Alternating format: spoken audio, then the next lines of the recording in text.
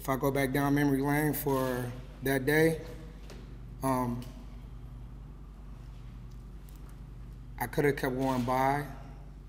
Them kids might not have been there, but God put them there for a reason, and He put me there for a reason. And that reason for me was to show that I am here for something outside of myself, for me not to be selfish and to think that my life was nothing to gain from it.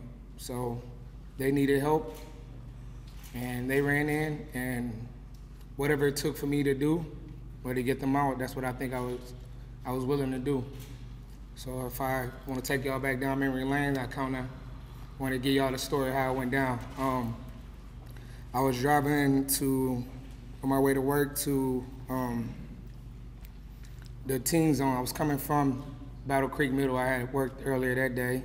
I went home, tried to shower, ruffled up my kids a little bit, and then I was on my way to work trying to make it. And traffic was bad down Wright Street. I normally take Wright Street. So I went down Western this time, and I pull up on Western in front. I'm the third car when I noticed the smoke in the air. And it was our first hot day. Chief said it was 80 degrees that day, and the wind was horrific that day. And in Minnesota, we don't get that many hot days that early, so I know people burn their leaves that day, so I was thinking people was just maybe burning their leaves. And I was trying to look, and I couldn't tell where it was coming from, and I just figured it was the leaves burning. So when it was my turn to get to the stop sign, I seen 3 kids, and it still didn't dawn on me what they were doing. I just looked. And I looked the other way to make sure I had traffic, and as I pulled up a little bit, I can see that the first house had already caught fire. And it wasn't just a little fire, it was like halfway completely engulfed. And I kind of just turned the corner, and I almost ran over the fire hydrant. I just parked at the corner. And it was funny, he said that they said I stopped the car. I didn't at first. I threw it in neutral. And then, it would have been a whole nother problem, but then I put it in park, and I run, and there's a lady, and she's kind of panicking, and I grab her wrist, and I said, call the police, and she's trying, but when you call it at that time, your nerves don't kick in quite yet. So she's calling, and I'm looking around. So the first house that's on fire, I went, and I don't know why I did this. The hottest part in a fire is not to touch the glass, but I touched the glass on the house that was on fire. And I went to see if there was anybody in there, and it was too hot for me. And I backed up, and I was trying to jump up and down, trying to jump on down. And yeah, I can jump pretty high. I play basketball. But so the next thing I know is the kids was watching me, and I said, hey, y'all, come on, we got to get away from the fire. And initially, I didn't think that they were going to run in the house, but they ran to what's safe to them. It was home, which wasn't safe at the moment, but that's what we're taught to run where home is safe. So they ran in, and I kind of panned around. I kind of jumped up around, see who was there. And I just saw people like recording, and I saw nobody doing nothing. And I think my conscience would have been worse if I just would have walked away. So I ran in there with them. And then I got them down. We walked down to the corner, and then I went back in to see if there was parents in there, because no kid should be at home alone. And they followed me in there. So I grabbed them again, and we walked further down. We walked almost to the corner. And it took me a while for them to trust me to say, stay here, I'll be right back. And they're standing there, and I run in there, and there's a young lady asleep, and I grab her wrist, and I kind of yank her because I'm frantic. I say, hey, we got to get out of here. I'm trying to talk, soothe, but the heat's kicking in, and you can see the smoke coming from upstairs because the adjacent house set the house on fire from the kids' bedroom, which I found out later is why the kids was outside looking. They was wondering where the heat was coming from. So once I pulled her, she went hysterical. She's like, there's a black man pulling me in my house, basically. So she's trying to get away, and we're just like tug of war. And next thing I know, I hear footsteps, and it's maybe her mom, I'm not sure the relationship, but she just comes out, and she's screaming, and she's hysterical. And I'm telling her, let's go, and they're speaking their language, and I'm speaking mine, and we're just not comprehending each other. So I just figured the best way to show her that I'm not here to hurt her, I just turned my back to her. And I just like kind of boxed her out, just pushed her out the door with my butt.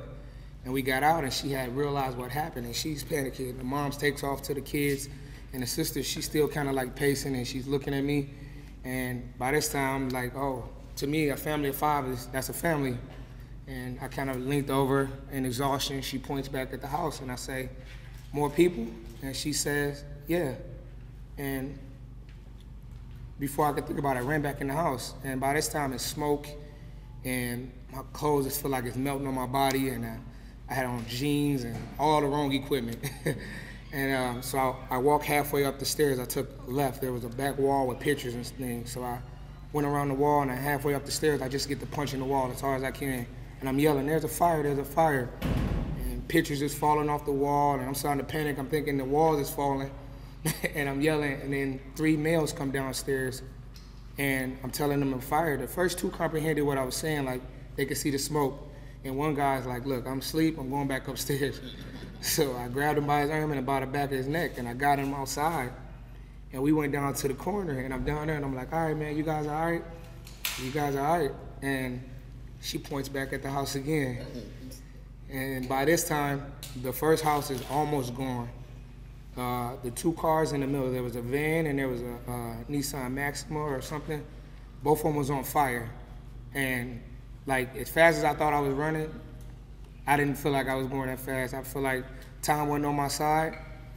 And I went back in there, and I went right this time because I knew I had just went left. And I went in the basement. And I just went like to the 3rd step, and I'm just stomping. I'm yelling, I'm stomping, I'm yelling. And a teenage kid sticks his head out. And I said, it's a fire, we gotta get out of here. And he said, wait, let me get everybody else that's down here. And at that moment, I just didn't feel the heat. I didn't feel anything. Like, I feel like he saved us, because out of all the people that I was talking to, he understood me. So then he comes up, and I take all of us go, and we go down to the corner, and they're hugging me, we're crying. And I hugged him, and he said, why? I said, you saved us. And the fire truck had started to come, so they came one way, and if anybody knows about fire, it's not enough water to put out a house without that fire, without the hydrant. So I go down, and I'm trying to tell them the hydrant, but they're looking at me like I'm a pedestrian, so they pass me. I start, and you know, everybody got their phone out. It's media right now, so everybody's trying to record, and cars are driving by, so I started directing traffic. I started making people go around the back alley until the fire truck came, and I showed him where the hose was. And he pulls up the hose, and I finally get my chance to try to leave, and I'm on my way, and I'm like, oh my God. So I called Terrence. I'm like, Terrence, man, dude, I'm late. He said, oh, okay, D, I got you. I said, no, man, I'm late. Guess why? He like, why? I said, dude, I almost got cooked today. He said, why? I said, man, me and like 20 people. He said, for real? I said, T, I won't lie to you. He said, cool, I'll call upstairs and let him know you're gonna be late. T got this relaxed demeanor, that's just T. So I'm getting ready to leave, and I couldn't get out because I was boxed in, and I was just willing to walk because I know we get quite a few teens and they're kind of rowdy, and T, I'm like, man, I can't leave my man down there, so I'm getting ready to run down there. And as I get to the car to get my uniform, I just hear, hero, hero, hero. And I didn't quite understand, and she just grabbed my wrist, and she did exactly what I did to her in her house. She grabbed me by my wrist, and she didn't care to explain to me no more. She just pulled me. She said, we're going somewhere, basically. And she walked me to the news reporter, and she said, hero. And at this time, the kids was hugging me, and I had told my story, and I went to work like nothing happened, and smelling like barbecue. The kids was asking me why I didn't bring no food. So the next day, I was getting ready to head back to work, and this fella right here, he wouldn't let me go without him. He's like, Dad, you gonna take me to work today? And I'm like, okay. So I'm getting ready to go back down Wright Street like I normally would, and he said, no, take the way you took yesterday. I said, okay. So then I go that way, and we pull over, and you can still smell the smoke. Debris from 2 houses was sitting there. And I mean, when you see the houses from where it was and where it is now, it's completely different. So it was just rebel, it was smell, it was people taking pictures. And he said, Dad, but I want to see the house you went into. I said, that's it? He said, there ain't no house. I said, that's it. He said, wow, Dad, I almost lost you. And I don't know, the day before, I didn't have no emotions about anything. Like, I was happy that they got out. And it didn't dawn on me that what I had done most people wouldn't do until that day. Because without me thinking, I jumped in, but if the bad side of it all would have happened, they would have lost out. And that's when I realized that I had jeopardized everything I had for some complete strangers. And I actually didn't mind doing it. And from that point on, every day I've been trying to make a way to show people that what we are here for is for other people. I don't think we ever progressed as a human being doing it alone. So when I go to work at the teen zone, or when I go to school, I don't ever take the credit and say I did.